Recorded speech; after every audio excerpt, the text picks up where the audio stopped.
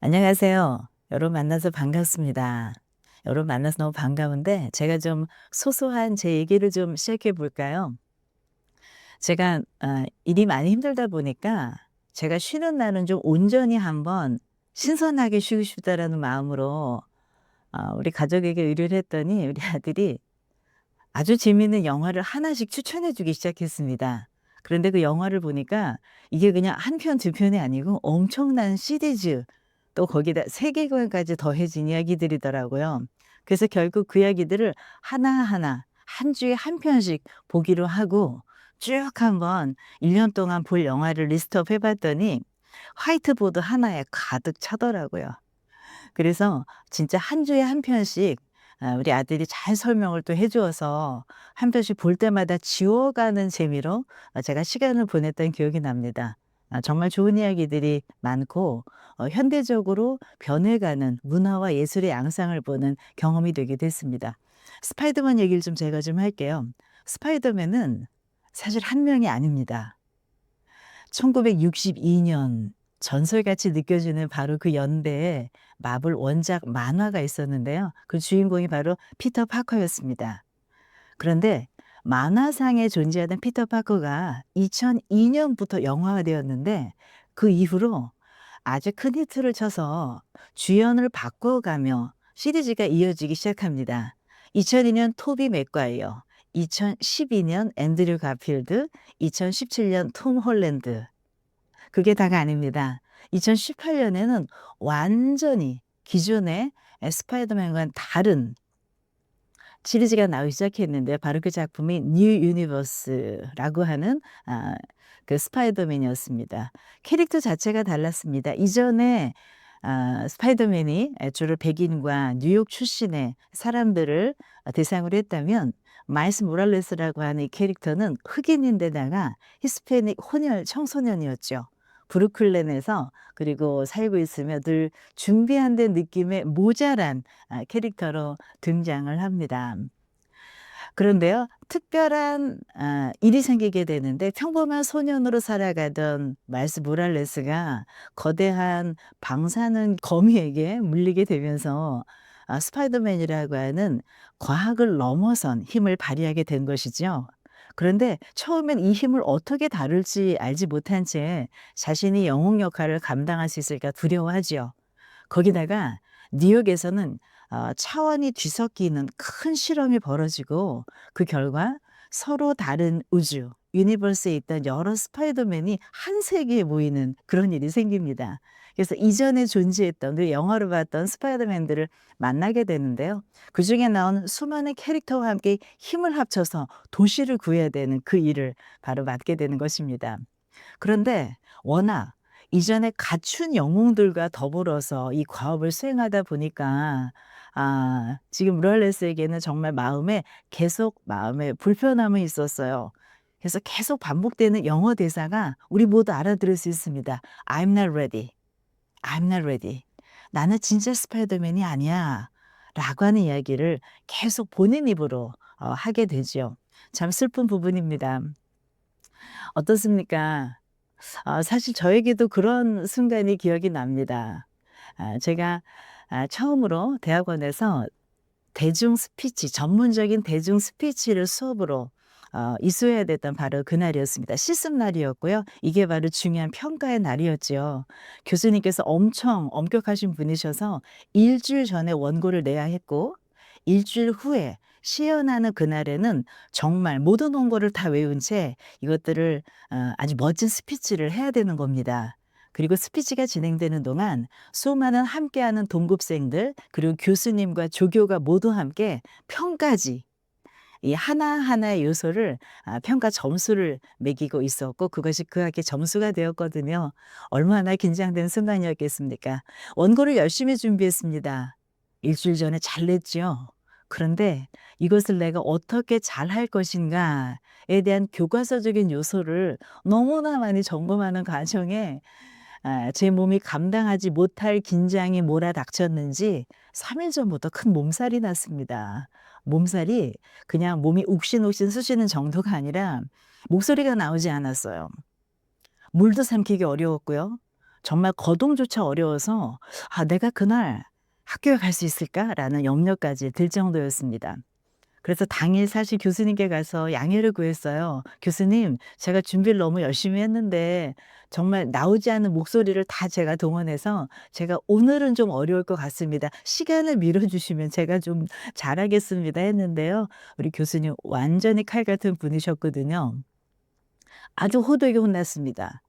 프로페셔널한 스피치를 해야 될 사람이 어떻게 해야 되는 그날 몸 관리를 못해서 그럴 수 있냐고 무조건 해야 된다고 쓰러지더라도 해야 된다고 하셔서 정말 마음 걱정 가득하게 그날을 맞이했었지요. 단상에 섰습니다. 그런데 아무것도 보이지 않았습니다. 외운다고 외웠는데요. 우리 블랙아웃 정전이라고 하죠. 와이드아웃 아세요? 완전히 하얗게 정전이 되는 느낌. 앞에 분명히 내 친구들이 있고 교수님이 있고 내가 익숙한 교실인데 아무것도 보이지 않는, 그리고 말을 해야 되니까 말을 어떻게 하긴 하는데 무슨 말을 했는지도 모르겠는. 와. 자리에 돌아보니 온몸이 땀 범벅이고 얼굴이 화끈거리고 이렇게 주변을 돌아보니 우리 친구들의 싸늘한 시선. 그때 정말 절망했습니다. '아 나는 대중 스피치를 할 수 있는 사람이 아닌가 봐. 아 나는 아무래도 안 되네. 이런 긴장해야 되는 이 일을 내가 어떻게 할 수 있단 말인가. I'm not ready. 난 안 돼. 아 나는 진짜 스피커가 될 수가 없어. 난 이 일을 하면 안 되는 사람이야.'라는 낭망이 저를 사로잡았던 기억이 있습니다. 여러분은 어떠십니까? 수많은 시험, 정말 시험이 많죠. 그 시험을 앞두고 그 시험 전날 밤 밥도 못 먹고 잠도 못 자고 온갖 가족들 다 귀찮게 하면서 '내가 지금 뭐 하는 건가.'라는 회의가 든 적은 없으십니까? 병원 실습을 나갔는데 교수님보다 더 무서운 선배가 나타나서 막 혼낼 때, 그때 '아 내가 의사가 될 수 있을 것인가? 내가 간호사가 될 수 있을 것인가? 내가 치과의사를 할 수 있을 것인가?' 그런 마음에 짐이 생기진 않으셨습니까? 국시 모의고사를 봤지만 정말 형편없는 점수를 보고 '나는 의사가 될 수 없어. I'm not ready.'라고 하는 탄식을 하진 않으셨습니까? 실제 우리가 인생 가운데 생기는 이런 심리적 기제를 전문적으로 표현한 용어가 있습니다. 임포스터 신드롬이라고 해서요. 임포스터 하면은 뭐 거짓말을 하는 사람, 사기꾼 이런 의미인데, 뭐냐면 '내가 하는 모든 것은 바르지 않다. 맞지 않다. 나는 사기꾼이다. 나는 거짓말을 하고 있다. 나는 원래 형편없는데 내 그런 척하고 있는 것이다.' 고로 사람들이 내 진짜 모습을 알게 되면 많이 실망할 것이다. '난 언젠가 들킬 수 있다.'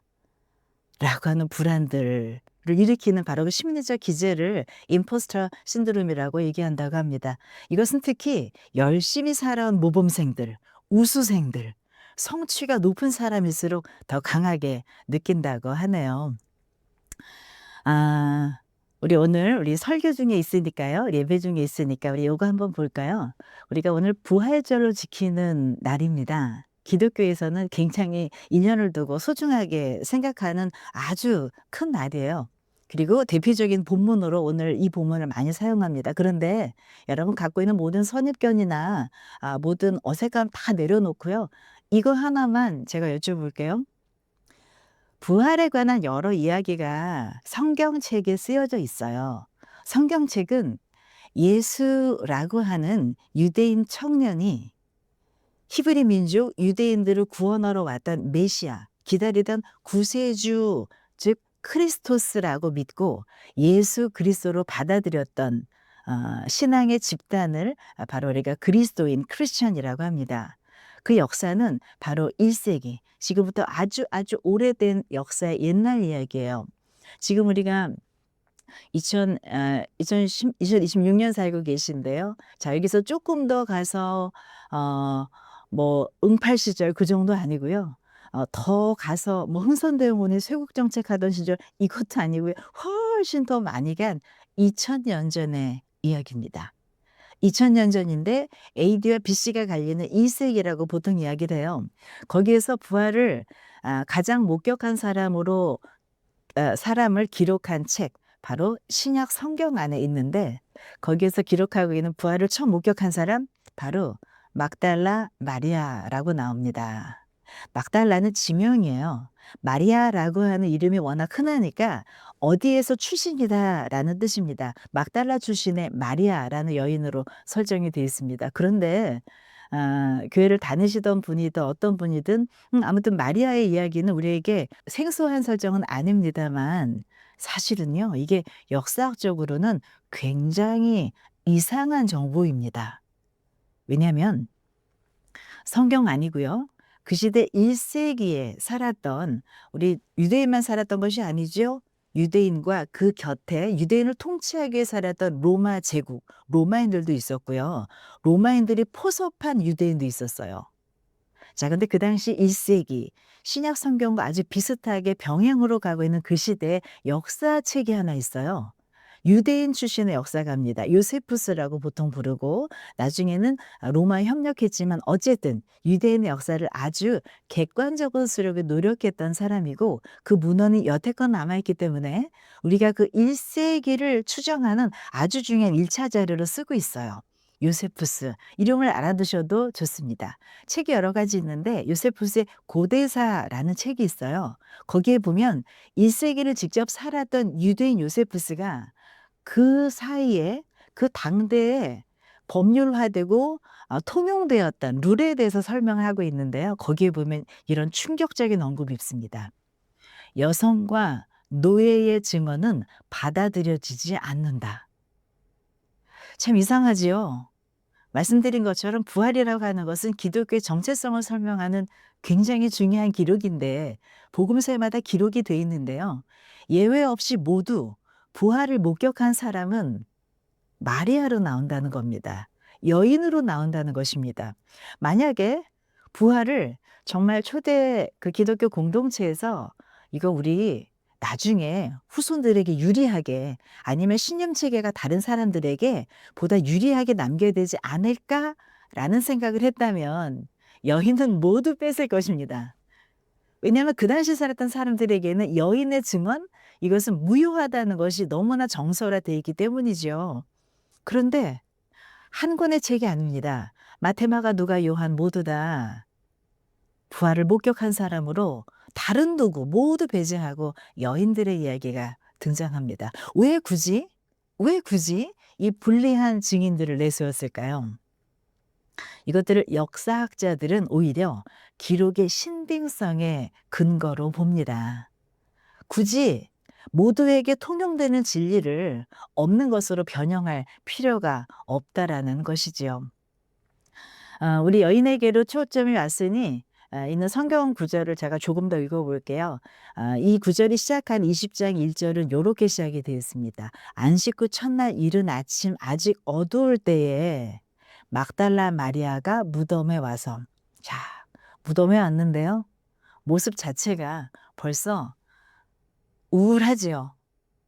그리고 요한이라고 하는 우리 기록자는 마음 가운데 모든 기록을 할 때 이 배경의 사건이 되는 모든 것들을 심리적인 것과 연결하는 그런 기술적인 특징을 갖고 있습니다. 그래서 "어둠이 아직 있는 동안에." 이 얘기는 결국 마리아라고 하는 캐릭터도 이 안에 심리적인 암흑이 있다라는 암시를 해 주고 있는 것입니다.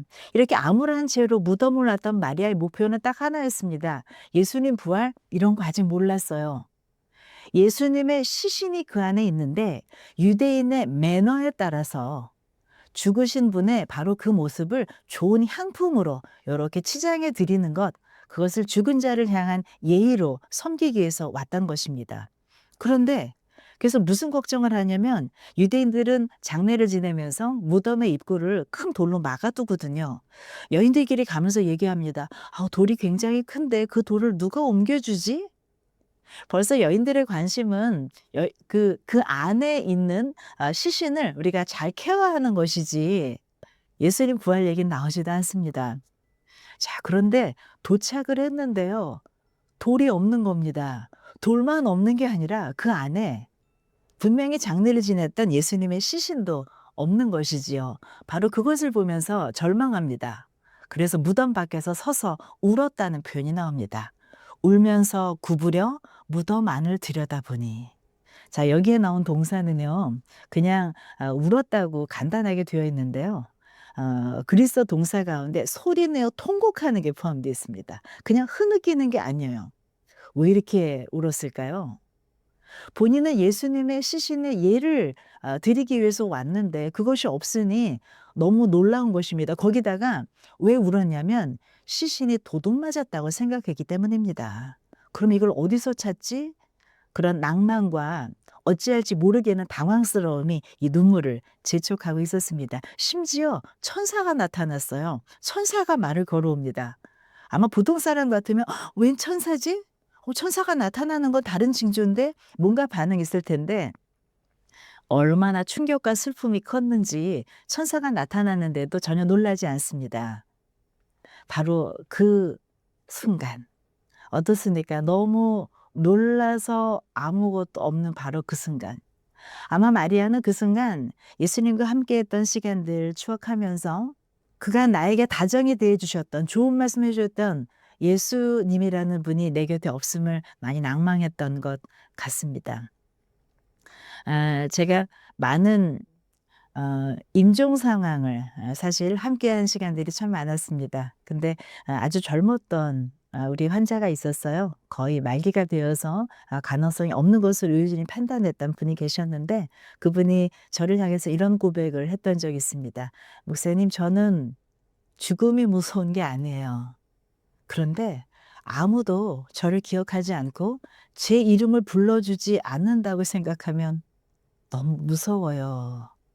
라는 말을 하셨던 게 기억이 나요. 다시 우리 무덤가로 돌아옵니다. 16절에 이렇게 쓰여 있네요. 예수께서 "마리아야" 라고 부르셨다. 마리아가 돌아서서 히브리 말로 라부니 라고 불렀는데 그것은 선생님이란 뜻이다 라고 되어 있습니다. 자, 우리가 보통 마리아야 라고 예수님이 부르신 걸로 알고 있기 때문에 와, 예수님께서 불러주시니까 놀라고 반가웠겠구나라고 생각하는데 조금 더 깊이 들어가면은요. 마리아야라고 불렀던 그 음성은요.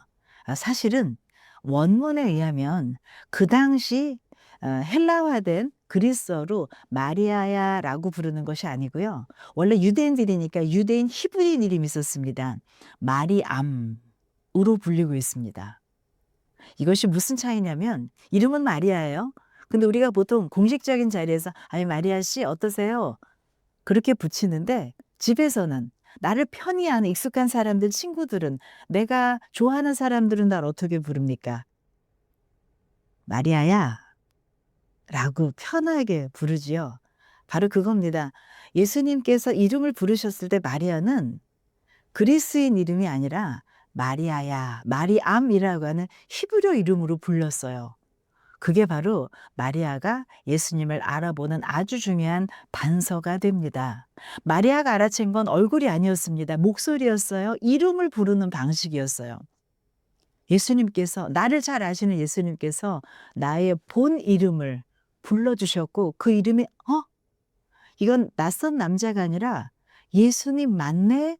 라고 예수님을 바라보게 되었던 것입니다. 사실 마리아는 예수님이 나타나서 마리아 부르시는데 나타나셨는데도요. 처음에 못 알아보고 동산지기, 그러니까 무덤을 지키는 일꾼으로 생각하고 막 울면서 얘기합니다. 누가 예수님 시신을 훔쳐갔는지 알려달라고 막 울면서 얘기하는 장면이 나오거든요. 예수님을 못 알아본 겁니다. 그런데 언제 알게 되었어요? 마리아야. 정확히 말하면 마리아마라고 부르실 때 이거 예수님이 나를 부르던 방식인데? 그러면서 드디어 예수님을 알아본 것입니다. 예수님 평소 부르시던 그 방식대로 고향말로 익숙한 발음으로 불러주셨을 때 바로 마리아는 예수님과의 새로운 관계를 확인하게 되는 것입니다. 스파이더맨 2021년 노웨이 홈이라는 시리즈에도 이런 비슷한 장면이 있어요. 앤드류 가필드가 눈물을 흘리는 장면이 있는데 본인의 유니버스에서는 그웬 스테이시를 구하지 못합니다. 너무너무 속상해하죠. 슬픔으로 끝나게 되는데 다른 유니버스에서 이제는 MJ가 된 다른 여성을 잡죠.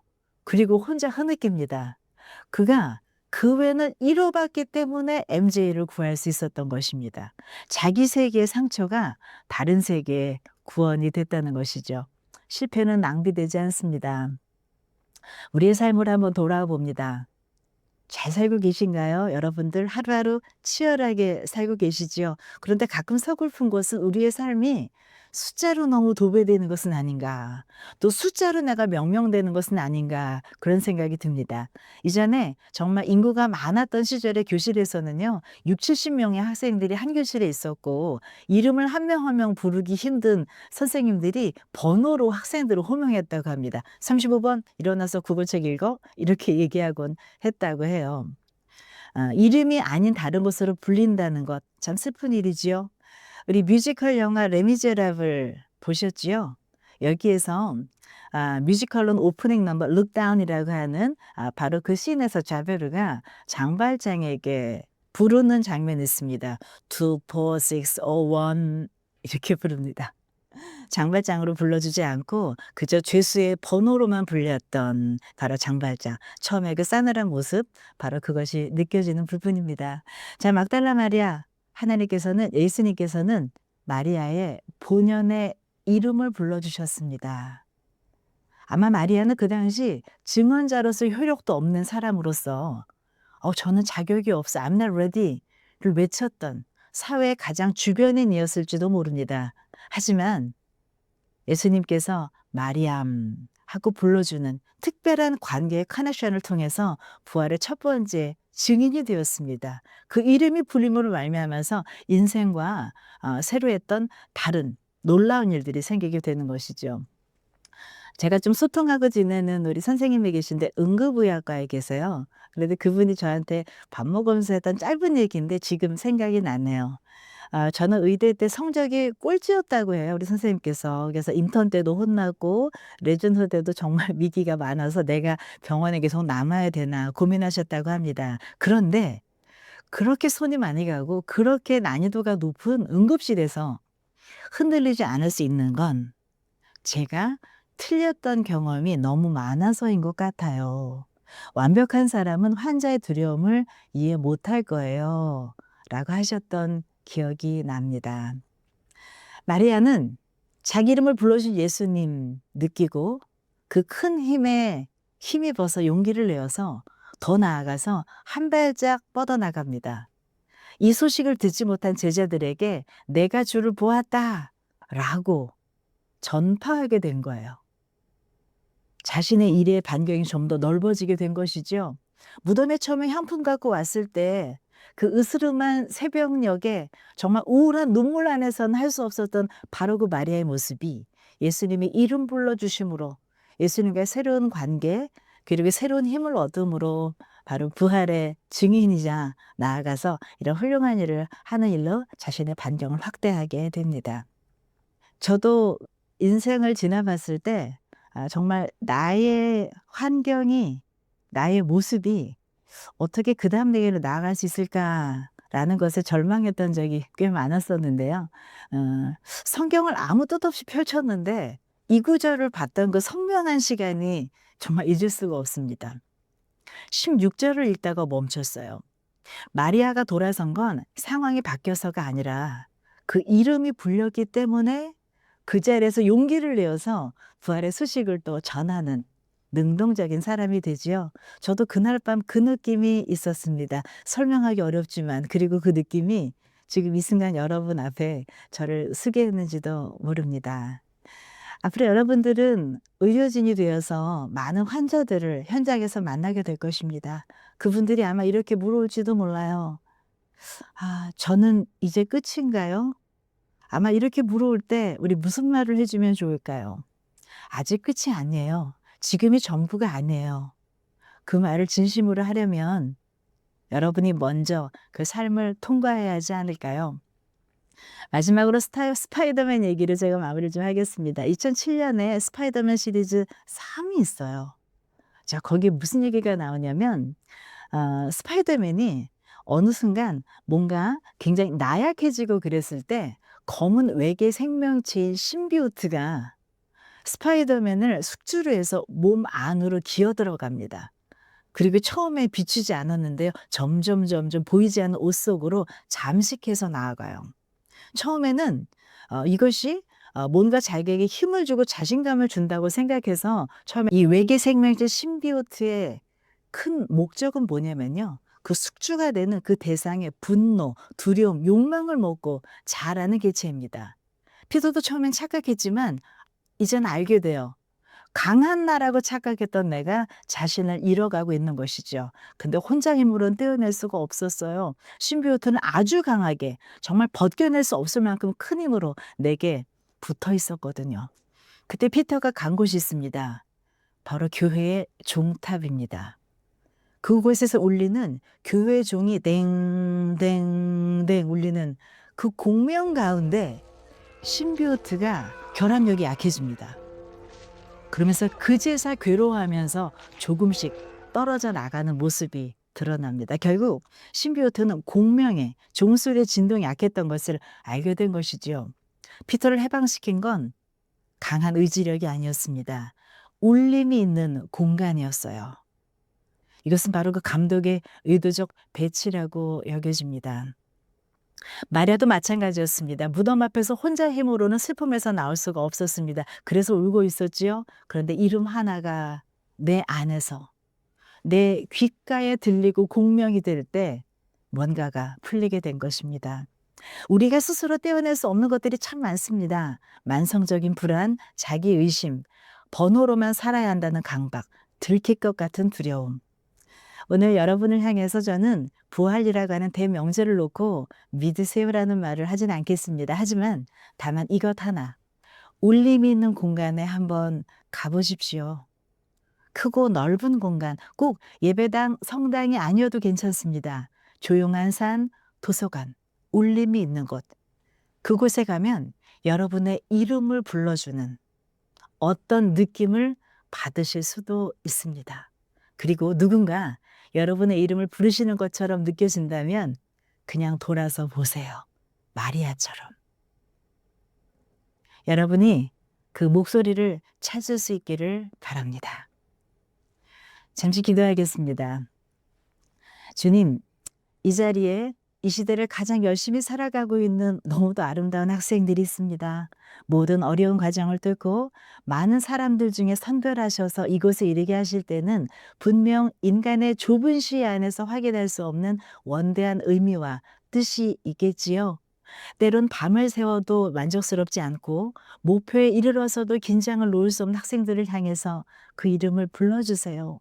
어떤 환경에서도 자신을 소진하지 않고 나를 사랑하며 격려해 주는 음성의 찬양으로 동행해 주십시오. 누구든 품으시는 예수님 이름으로 기도합니다. 아멘.